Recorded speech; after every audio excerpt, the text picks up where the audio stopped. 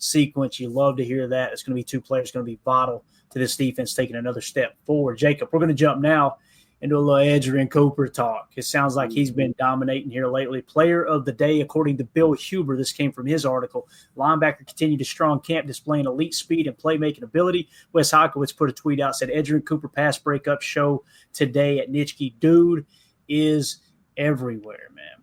Really, really excited to see what he does as we get a little bit deeper into preseason here. Disrupted a bootleg, blitzed effectively, and broke up a pass with authority. Praised by Jordan Love for his quickness and improving play recognition. Now, it sounds like, Jacob, according to Matt LaFleur, Quay's still going to be the quarterback of the defense, still going to wear the green dot. That's the way I took his comments. That could change as we get into the season. But if Quay is fully healthy by week 1 and he's got the green dot, it just allows Edgerrin Cooper to play free just like he did last year. You know what I mean? Yeah, 100%. And I can't tell you, there's probably not a thing on this earth that I'm more excited to see than a string of, the first few games where we actually see a healthy Quay, a healthy edge, and insert whoever third linebacker is. But even if they're in that nickel 4-2-5 type defense, it's just like we say on the offensive line of the or the offensive side of the ball, I should say, like, who are you going to guard? With the opposite, it's like, who do you want to guard you? Like, I just, between who are you going to double team, right? Yeah, who are you going to double team, and which one of you guys are going to go on and take out, Edgerrin Cooper as he's kind of just sifting and evading blocks and absolutely just crushing it? Wasn't there some crazy stat where he had like one every 2 or 3 plays was a tackle for loss, like based on what his final numbers were? I mean, just insane stuff. And I hate bringing up names because it's always such cheesy but he reminds me of the greats like Urlacher, freaking Luke, like freaking even go back as far as like Clayton said, I think recently with Lawrence Taylor. There's something about him where almost like I was talking about Golden, it just seems effortless. Like his brain knows where the ball's going to be and his body says, okay, I got it. And just does some sort of weird matrix moves to get to point A to point B without almost getting like any sort of taking on any blocks, avoiding, the scruff, the scrum, whatever you want to call it. He just seems like it's natural for him. And for him to be that progressed this early in his career, I'm telling you guys, watch out. Yeah, and to Clay's point, you get a guy like that, you don't want to put the cuffs on him, right? You want a guy like Edge Coop to just let him be what he is, man, which is a monster.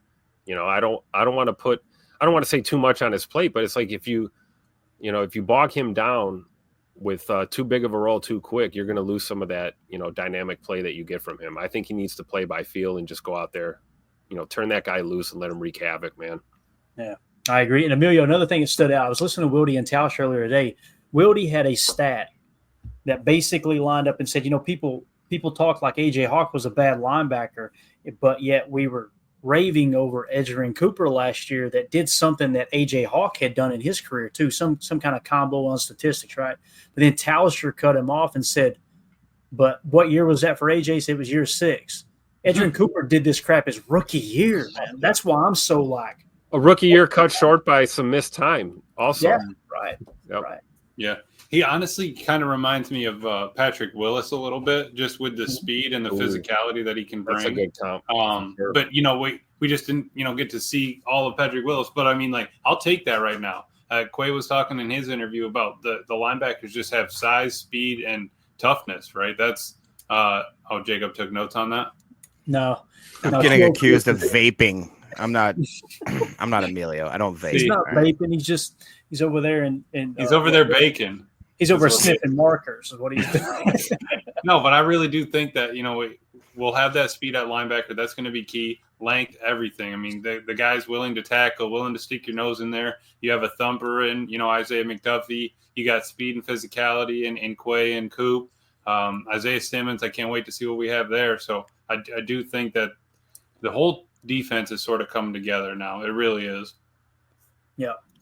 And, here's the other thing, too. Like Ron Semble makes a – yeah, there you go. Coach Land, man. Amen. Preaching to the choir. Quay reminds me of a young Bobby Wagner. I love it.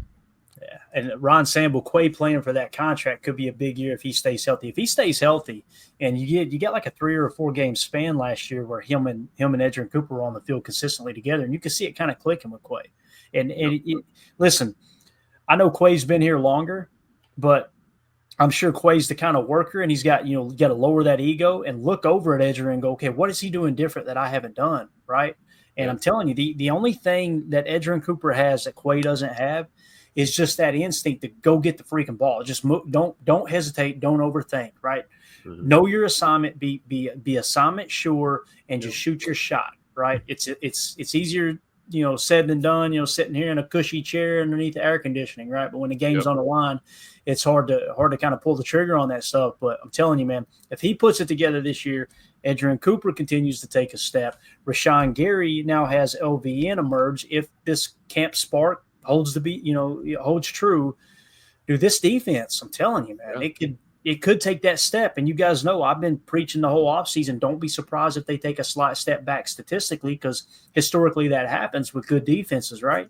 Especially when you get a new DC, the second year they take a step back. But everything's trending towards they may skyrocket to a legit, top 3 defense, as were last year. I feel really, really comfortable saying they were top 10, maybe even top 5.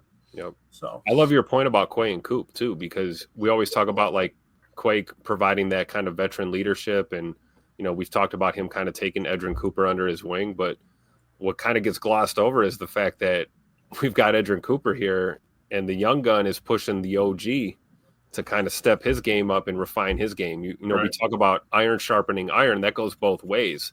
So you want guys on your team that are going to make everyone around them better, and I think that's probably an attribute that Quay and Coop both share for sure. It's going to be fun to see those two on the field at the same time. Finally.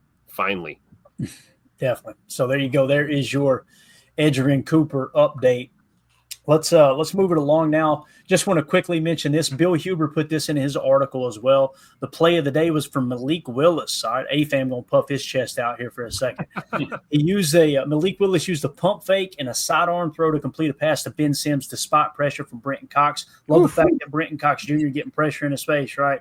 But changing that arm angle, it's almost like Malik Willis might have learned that from Jordan, who might have learned that from Aaron, who might have learned that from Brett. It's pretty cool how that stuff kind of comes back around. Credit his baseball background for finding unique passing angles. So I just feel so good about this backup quarterback position. I don't want to spend a whole lot of time there, but I wanted to briefly mention that sounds like Malik Willis did make the play of the day. And there's Ben Sims, man, battling for his spot, right? Yeah. There. And I want to say he scored a touchdown. Maybe he did on that play. I'm telling you guys. Or maybe it was the one after that. I do remember seeing that. Ben Sims coming on strong too today. On a day where unfortunately Emilio has some devastating news about my guy, you're going to pump 3 dudes into the same, quote and say that Malik Willis shined while he threw a ball to Ben Sims despite pressure from Brenton Cox. Right. Lord have mercy. Somebody give me some ice. I need to exactly. All right, so there you go. Let's get into the injury updates real quick. We'll go rapid fire here and try to wrap this up, get everybody out of here early. Wes Heikowitz, Brinson now walking to the Hudson Center with assistant trainer Kurt Fielding. This came after Warren Brinson was favoring his shoulder after a play with Brian Engel and the trainers on the sideline there. Tim, did you catch wind of anything? I can't imagine you did, right? They just took him straight into the facility, it sounds like. And this is the epitome of you can't make the club in the tub, right? Like you start missing those reps, and it already felt like Nazir Stackhouse passed Warren Brinson up, right? So and those are the two we have our eyes on, right? We're keeping our eye on these two guys. There's a big part of me that hopes both of them make the team, but in my heart of hearts, it's probably one or the other, at least at this point. And hopefully it's just a stinger or, it's contusion, something. I guess I don't want to speculate, but no, it happened so quick, and I didn't even notice until he wasn't on the field. I was like, where is he? Where's 99? Yeah, definitely. So new injuries, defensive tackle Warren Brinson, unknown up to this point, although they did say it was a shoulder. Defensive tackle Carl Brooks, unknown as well. So has anybody like that, Jan? Yeah. So I'll tell you, not that he wants to see his teammates get hurt, but I've been in Nazir Stackhouse is like, put me in, coach. Let's go. That's what we're talking about, man, getting those extra reps. So existing injuries, obviously Christian Watson with the knee, Tay Wicks with the calf, Nate Hobbs with the knee, Emmanuel Wilson with the knee, Marshawn Lloyd with the groin, Kamal Haddon with the hip, linebacker Colin Oliver. They keep saying linebacker too. I've noticed this. I don't know why, man. I don't know why it keeps getting, you know what I'm saying? And we haven't seen him in camp, so maybe that's why they're not sure where to stick him yet, right? There you go. You talked about edge or stackbacker, right? Yeah. Defensive end, Aaron Mosby with the groin. Left tackle, Rasheed Walker with the groin. Offensive lineman, John Williams with the back. And, of course, guard / tackle / all-world, number one in Emilio's heart, Travis Glover with the shoulder going on IR. Returning, however, they did get tight end Messiah Swinson back, who was facing or dealing with an illness. Limited participation was Rasheed Walker and Aaron Mosby. They were just limited to those individual drills. We talked about the opening kind of set there. They let Rasheed get out there and take it with the ones, it sounded like. And then the roster move, of course, Travis Glover is placed on injured reserve, and we signed the wide receiver there, Nair. So, you know what's terrible? I really thought it was just like a 5 or 6 week IR or whatever when we were talking about it in the text. And then I get on and I hear you guys as I'm coming onto the pod like, oh, yeah, it's season-ending IR. Like, oh, great. This is I had to check it twice when I seen it. So I was like, they really – because, this is kind of tricky this time of year, right? Like you can designate them to return later. Right. That's what I thought. That's what I was Everybody reported it, though, as if this is season-ending hour. They didn't use one of those two designations, I believe. Did they announce the actual injury specifically? I don't know. I'm not a doctor. I know that Tom Simpson's article out. I didn't get a chance to read it, but I think they said he's going to have surgery. So they did say it was a lat, so maybe he tore a lat or something like that. Could be. It's a weird injury. Yeah, for sure. All right. Let's jump into the practice highlights, okay? And we got a bunch of videos. We're going to jump back and forth and get you guys in. So we'll go rapid fire here. Practice highlights. Keyshawn Nixon went 2 and 1 in one-on-ones against Matthew Golden. You guys know yesterday Matthew Golden owned him yesterday, right? And it's like, oh, everybody's worried about Keyshawn today. A little bit different story. Not everybody. I ain't worried about K9. He's a dog. He's a dog, man. He got redemption today. I love it. So he broke up 2 passes, but losing on a slant. And when you see the slant, you'll go, I don't know if I'd really call that a loss. It's kind of one of those positives there where it was a strong hands catch from Matthew Golden. Let's start off with those 2 videos. I hope I've got these in order. I really, really tried to. Real quick, Doc Bates came in and said, I don't know what it is, though, but previously he said tear to his latissimus dorsi muscle. Sorry in advance. We got it. Oh, that's a Ron Burgundy quote right there. Mm-hmm. That was his lat for sure. So that's what everybody knows as the lat. And you guys correct me if I'm wrong. The lat ain't that what runs down the center of your back? Am I thinking? No. The lat is up top, right? Like is it down the back? I thought it was like your wing. I don't know. Where's Dr. Holmes when you need him? I'll say wing, man. I'm going to call up Rock's Pizza down here and get a dozen wings delivered. Right? Those are delicious wings. Yeah, unbelievable. I thought your lat was back. Is that lat pull? Whatever lat pull down. I can't. Your lats are going to be like your back ribs kind of thing. Jacob, how do you not? I'll defer to the guys who have worked out in. The show sucks so bad. It's like your back ribs, basically. It's yeah. See, now you got me wanting some ribs. That's the way it works. All right, so here's the first rep. Let's watch Keyshawn go up against Matthew Golden. Keep in mind, Golden cooked him yesterday, right? Look what we got here, boys. Look at Key. Look at Key staying with that speed, baby, getting your head around, breaking that thing up. Run that route for him. Not bad. I mean, seriously, man. Little jab step, right? Recover. I was impressed with Keyshawn's speed right there. I like how he gets his head around at the very end. He's faced up, stride for stride, and then he gets that right there. It gets the head around. Love it. Jack in the chat here interrupting us once again says, I don't know what's his profile pic there. I better be careful with that. So outside the ribs on the backside. There you go. So appreciate that. So yeah, Keyshawn, what do you think about this, Emilio? Keyshawn kind of redeeming himself this on today's practice as opposed to yesterday. He got cooked a little bit. Yeah, and it looks like when they're running that press, it's that maybe they're not allowed to jam them, but it's more of like a catch at the line, get your hands on them, and kind of force not that a full decision. press, right? Right. Because I mean, when you're pressing, I think it's opposite hand and opposite foot. You know, you want one hand on them, but you're also stepping back at the same time, and you're not quite. It's more of like a tap. You know, just sort of touch him. I'm going to try to keep him to the outside, but I love that he turned his head around, got running with him. And just stay side for stride. And as he's doing that, let's smush him to the boundary. As you know, the pass is coming in, he's getting closer and closer to the hash. I love it. Yeah, definitely. Again, it was good recovery there for sure. And then we got another clip here. Jacob, we'll let you get your take on this one. This is the next rep. And again, shout out to Baz, Basarsky Productions, tweeting this stuff out from camp earlier today. This is Nixon versus Golden Part 2. Great rep. for Nixon versus diamond release this go around. Even better catch by Golden. Such strong hands. This is what I was talking about with the slant. So this was the only loss here. The loss for Keyshawn. Watch how strong Keyshawn plays it too, boys. This is a good. Remember, he got cooked on that yesterday. Mm-hmm. But again, the thing I like is it's good coverage. Keyshawn played it perfect. Still got his hand in there. Could have broke it up, but Matthew Golden still somehow hauls it in. Yep.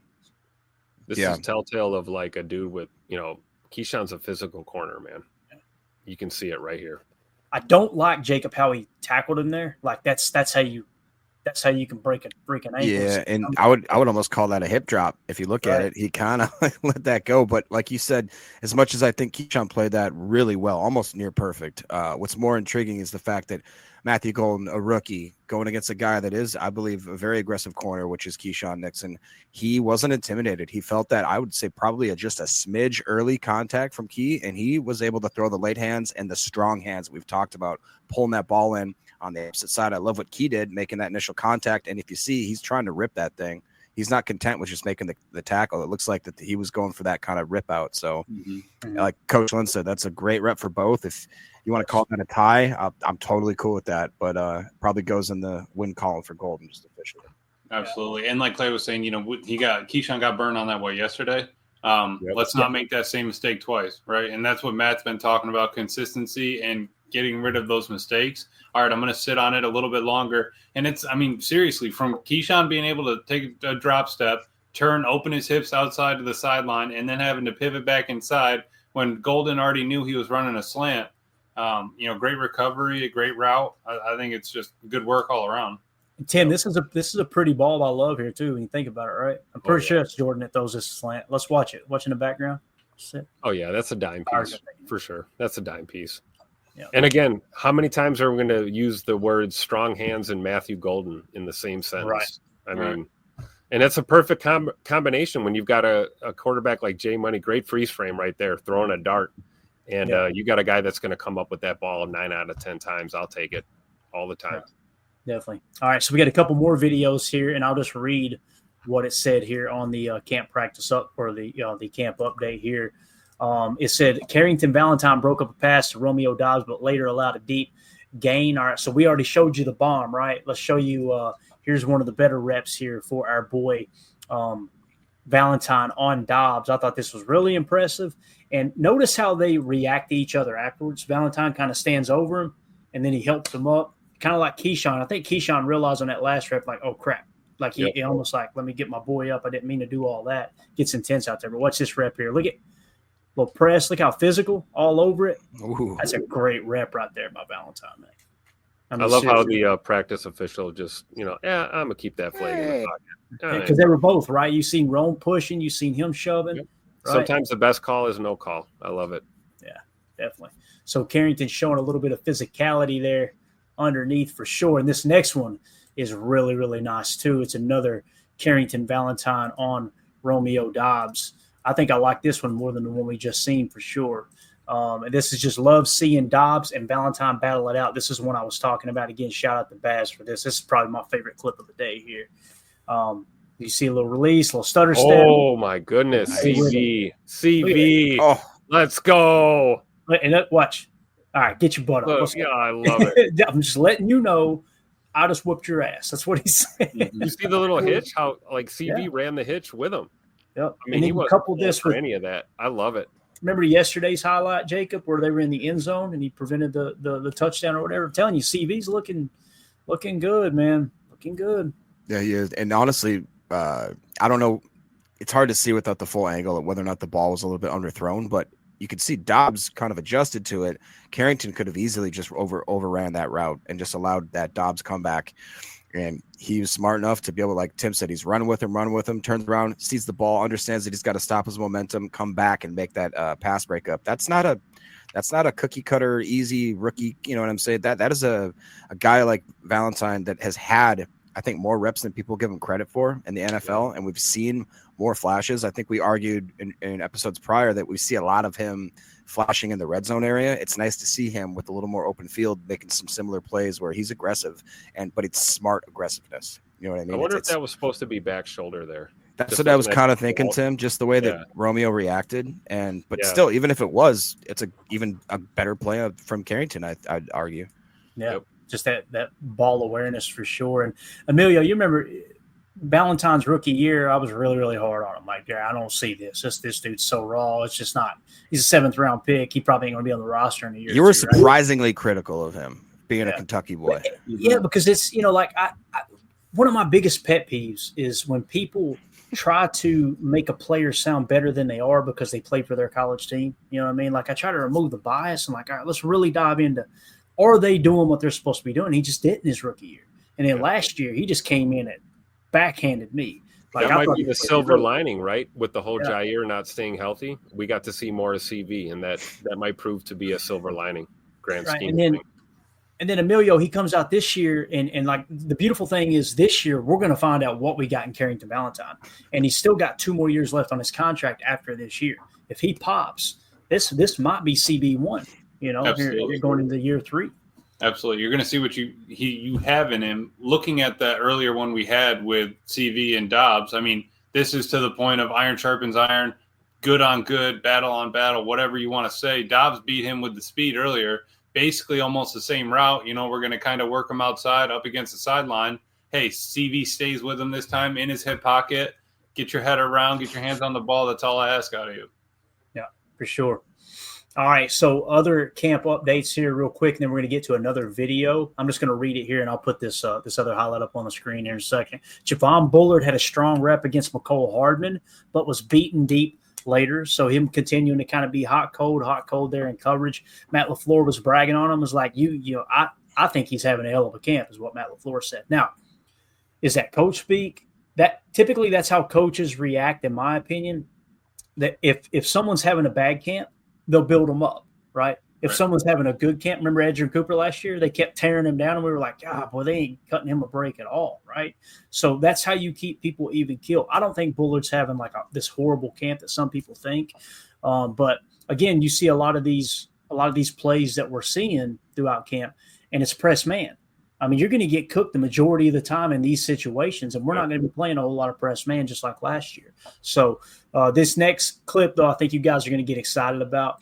Another person that's kind of making me eat my words is Bo Melton. You guys know when they moved him to corner, I was like, boys, I don't know. This kind of feels like he's on his last leg. This is a pretty impressive rep here, man. Love seeing Melton. This is Baz again. Love seeing Melton putting in the work every day. He's not afraid of contact for sure. So they're going to try to throw like a back shoulder throw. It comes out a little wobbly. I want to say this was Sean Clifford that makes the pass. Watch our boy Bo here in coverage. And again, remember what we talked about with the footwork earlier, Emilio? Look at our boy Bo. Look at him staying with him, just mirroring it. Dude. And ball skills, dude. I mean, he ran Looks the route like a corner to me. Ooh. Yep. And again, you can see it comes out wobbly, right? That's what they were pointing out. But with that being said, Bo is just, I mean, he is mirroring the hell. His footwork is unbelievable. It's almost like the guy played receiver in the NFL a few times. Right. Bo didn't know it was an outside, hitch or whatever, comeback, whatever it is. I mean, he's just staying in the hip pocket. And dude, the fact that he can track the guy and still run the route at the same time, and he knows that I got to get my head around, he already has the hands of a receiver. I mean, that's all you asked for. Why did they play DBs? Because they couldn't catch. You know what I mean? Like that's why. I mean, that's the old saying is you're playing DB because you can't catch the ball. I mean, got bricks for hands or whatever. But not with Bo, man. I think that's an opportunity. That's why they call him Green 16, right? Right, dude, watch his feet. Just look at his feet. Try to zone everything else out, but look at the footwork. Like he's so quick. Look, just no hit. Man, it's smooth. Not a bad route by Julian Hicks either. Right. It makes you, to me, looking at his footwork, I get the same feeling that I get watching Matthew Golden's footwork on offense. You know what I mean? It's just like it's so smooth, so effortless. Absolutely. Transition. So really, really impressive. That's why 40 times matter too. Many people just see it, that means the player's fast. What it does is it truly lets you track and determine how quickly a person can get one foot down after the other. And that's typically footwork. That's, kind of that smoothness, right? that translates over as well. That's why people roll their eyes when they see a 40 time for an offensive lineman. No, that's important because that's going to help kind of give you a glimpse into how good is their footwork. Now, they got to have the proper technique and the awareness to know when to shift weight and all that stuff. But someone runs a better 40 time rather than a slower one, even at offensive line, it means their footwork is pretty well in sync. So it's kind of like what Coach. Sorry, just I'm all of a sudden excited about Bo Melton in preseason. But go ahead, Jake. Yeah, just what Coach Len was kind of highlighting here. He says Bo has great makeup speed, plus is going to have better ball skills than most DBs in the league. I think that's honestly really, really poignant to say. Like, it just makes more sense. 12 for the Steven said Bo Melton would be Jay Cutler's favorite receiver. I agree with that. Let me go ahead and write it down. Yep, Bo Melton on the 53. Dude, Tim, I would just about, of any of these bubble guys, he's one I'd probably take the farm on. He's in. He's making this team. Yep. Now I got to remind myself, Christian Welch, right? Like last year, I was like, oh, there's no way he doesn't make this roster. He's done everything right. Lo and behold, he didn't make the roster, but it does. This feels different with Bo Melton for sure. All right, some other updates here. Rookies Amar Johnson and Matthew Golden showed speed splitting defenders on short passes. I seen some people saying, Matthew Golden don't look fast. We weren't saying that yesterday, guys. Like, we can't go from one practice to the other. It'd be like, my God, look, he is getting behind the defense every play. And then all of a sudden today he's lost his speed. Like, there's going to be ups and downs for sure, but I feel like Matthew Golden's speed is as advertised. Julian Hicks made a leaping catch on a slant from Willis and added another big gain. So Julian Hicks, a little bit of flashing today. And then in the red zone, Willis hit Ben Sims for a near touchdown, rolled down at the 3 and connected with John Fitzpatrick for the score. So it was John Fitzpatrick, I think, that might have got that game-winning score in that particular play there. So John Fitzpatrick, I know Ben Sims is mentioned here too, but John Fitzpatrick seems like he might be the front runner for tight end 3. Here's the guy. So let's go to the lineup notes. We'll get ready to wrap this thing up. Base defense featured linebackers Quay Walker, Edgerrin Cooper, and Isaiah McDuffie, with Isaiah Simmons occasionally replacing McDuffie. You guys know yesterday in the base 4-3, it looked like the Sam was Isaiah Simmons. Today, they flipped them to kind of see how that would play out. And you guys know we read earlier Isaiah McDuffie dropped an interception because it was an absolute heater from Jordan Love, but obviously he had himself in a position to make a play on the ball there. Javon Bullard likely to start in the slot due to Hobbs' injury with Evan Williams and Xavier McKinney at safety. That is if Hobbs wouldn't be ready by week 1. Listen, it's not a slam dunk he's going to be ready week 1. Seems like everything is trending in that direction. Like everything went well with the surgery. So Nate Hobbs should be good to go week 1 with that clean out. Let's see. With Carl Brooks out, number 2 defensive tackles included Nazir Stackhouse, Warren Brinson, Kobe Wooden, and rookie Barron Sorrell. I repeat, Barron Sorrell. So let's say, and I hope this isn't the case, but just for an example, if Warren Brinson's injury was serious, right, and let's say he went on the 4-week IR, it looks like Nazir Stackhouse would step up as the next defensive tackle in line, which he may have already passed him up anyway. Kobe Wooden, and they're even kicking Barron Sorrell inside. Jacob, that gets me excited, dude. Yeah, it does. Definitely does. I know a lot of people I've seen in the chat. I think Coach is not willing to give up on Kobe Wooden and Carl Brooks yet. But if we've got some of this young talent, obviously Brinson had to take a little time out today. We'll see how he recovers there. With the emergence of Nazir and Barron Sorrell, it is just kind of nice to see some up and coming young talent, because it seemed like that room has been a little stagnant for the last few years. Not that I'm not, obviously Kenny is Kenny, and I love what Devontae Wyatt can do in certain situations, but it is nice to think, we forget that even, LVN has been known to be kicked inside from time to time, depending on the package that they want to throw out there. And it's nice that we do have kind of a massive chessboard that we can kind of move these guys in certain, areas and pieces, depending on what the game script is calling for. And of course, injuries and all that kind of stuff. But, I really am impressed with would you guys have thought, I should maybe word it this way, that Nazir Stackhouse and a guy like even, let's say Brinson, but Barron Sorrell would be as progressed up to this point as they are now, where it seems as if they're trusting him with, getting some actual playing reps, some stints with the ones, a lot of work with the twos. I don't know about you, Tim, but this is probably the most interesting thing I'm going to watch in the preseason. I'm with you. I'd have been happy if we would have hit on one of them guys. And it looks like we have the potential to hit on all 3. Obviously, hopefully, Barron Sorrell with the, the shoulder. Let's hope that's nothing crazy going forward, right? But Stack looks like the real deal. I mean, at least in my humble half football knowledgeable brain that I've accumulated over these 40 plus years on this earth. Nas Stackhouse looks like a baller, man. And he's just raw. He needs to be, molded and developed. And I think he really could play a big role. As far as giving up on guys like, Colby Wooden or Carl Brooks, not giving up on Carl Brooks, that ain't going to happen. Not me.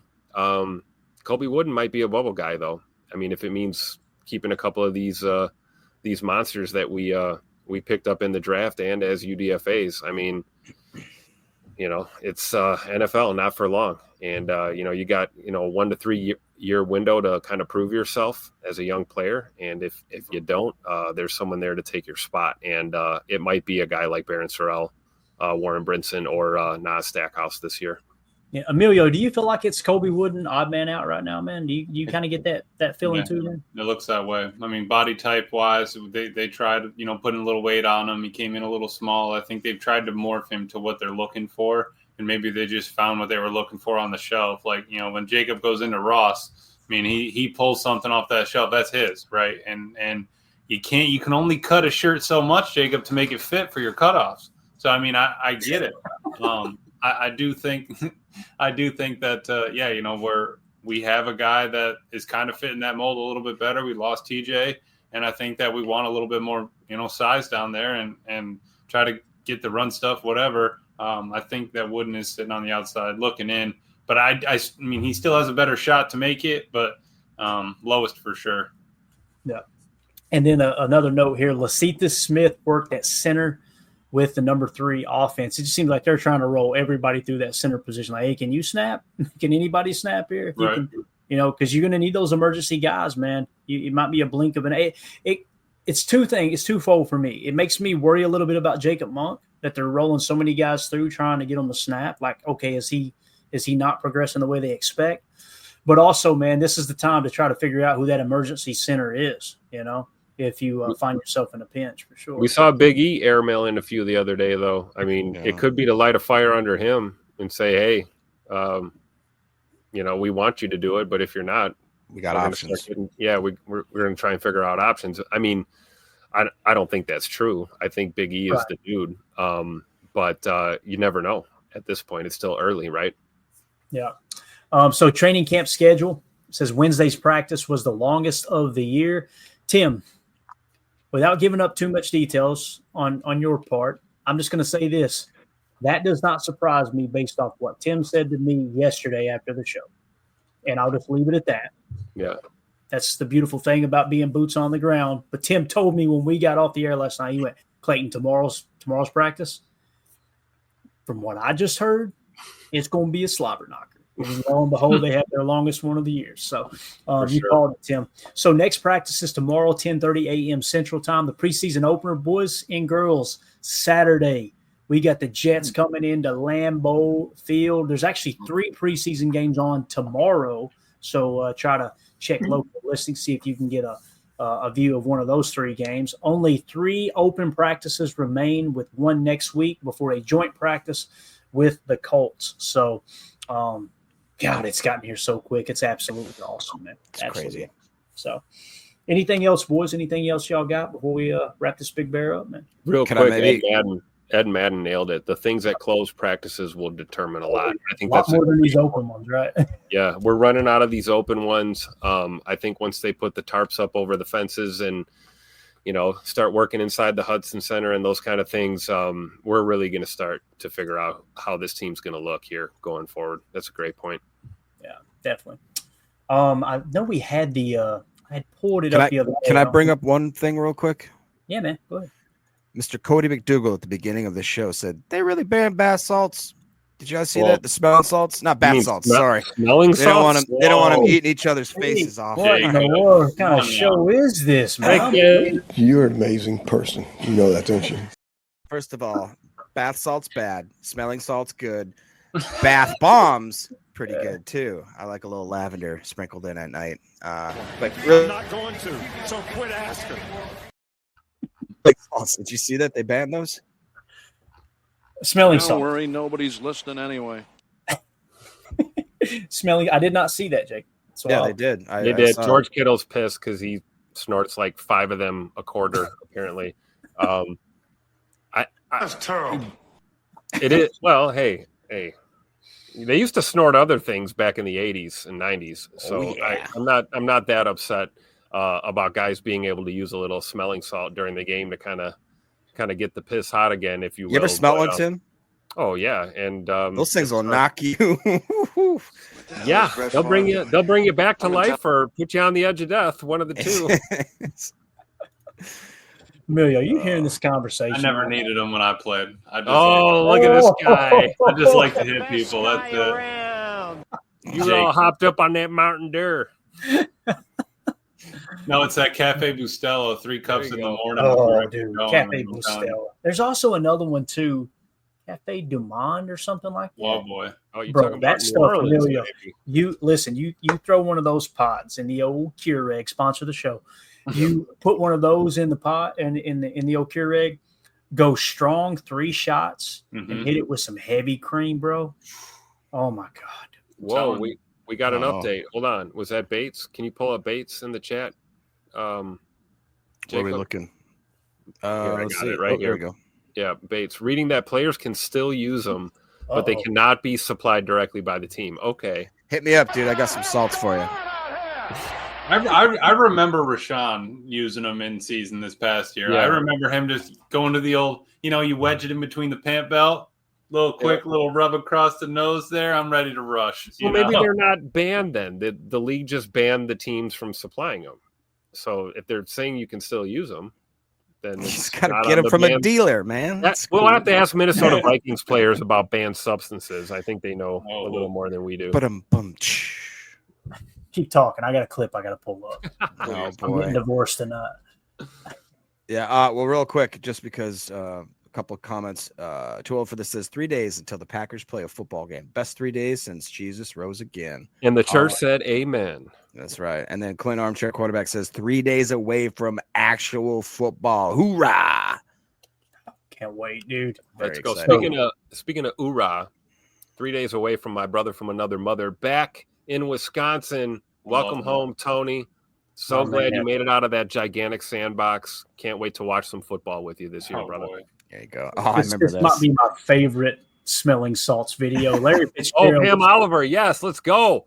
Larry Fitzgerald was the biggest prankster. Like, he would always grab, I remember him grabbing Kurt Warner by the ankles and knocking him down while he's doing an interview. But look at this. Sneaks up on Pam Oliver with the smelling yards coming into the second half. Oh, let's mute it. Sorry. Look at this. That is Mandy the minute she smells Clayton's laundry. Yeah. That's unbelievable. Man, Larry Fitzgerald, dude. Absolute dog. Which, by the way, I think, if I understood correctly, I could be wrong. You guys correct me if I'm wrong here. I believe his son just signed with Notre Dame. So, also Jermichael Finley's son signed with Notre Dame. There's a lot of them. They've already got Jerome Fitzgerald, first year eligibility in Canton coming up next year. We found that out a couple of days ago too. They've also got Jerome Bettis Jr. is on the team already. He'll be a sophomore, I think, this year. So Notre Dame just said, you know what? Let's just comb through the old NFL players. Anybody got a kid that's old enough to play college ball for us? Let's throw him a millie. How about that? So that's the way it works. Emilio, is that what you're doing with your dynasty over there, sir? You just paying all these prospects? I've tried to find the Fitzgerald. I haven't seen him come across yet. He may be in the next year once I finish the season. But yeah, no. Tough loss to Wake Forest last night. Oh my God, brutal. I just want to hang my head in shame, but I'll take it. It happens, dude. What can we say? Madden drops tomorrow, right? That's right. Oh, the early access, right? Look, Emilio forgot already. He's too busy playing college football. Oh, no, I'm telling you, once Madden comes out, I'm pretty excited to. Travis Glover's going to the starting lineup, and we are running. We are running it down. First thing you do, you turn that injury slider off, right? Boom.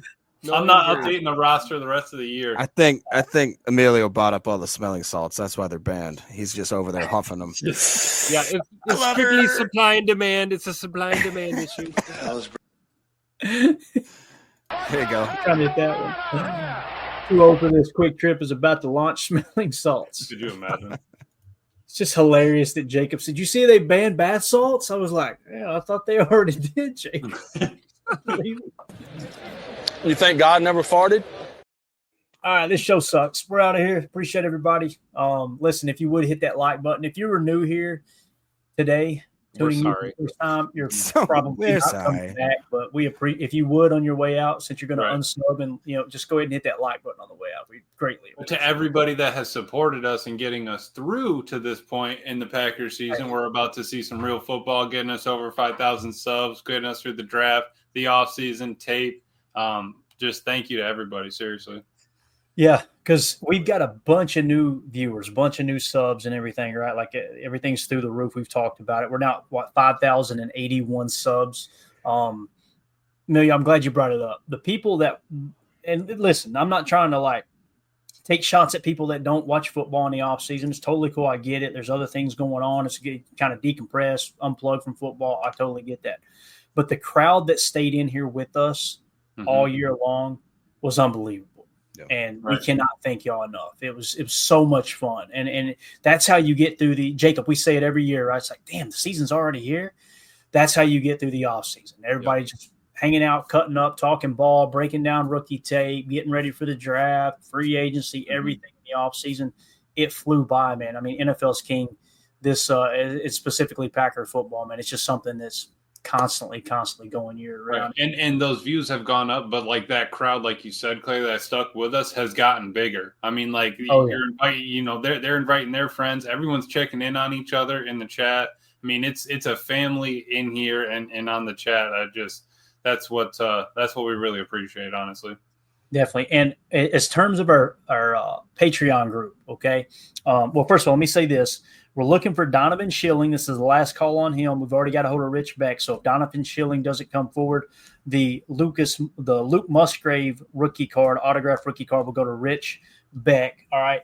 We're giving away an autographed Lucas Van Ness rookie card this weekend. And here's how you enter into the giveaway.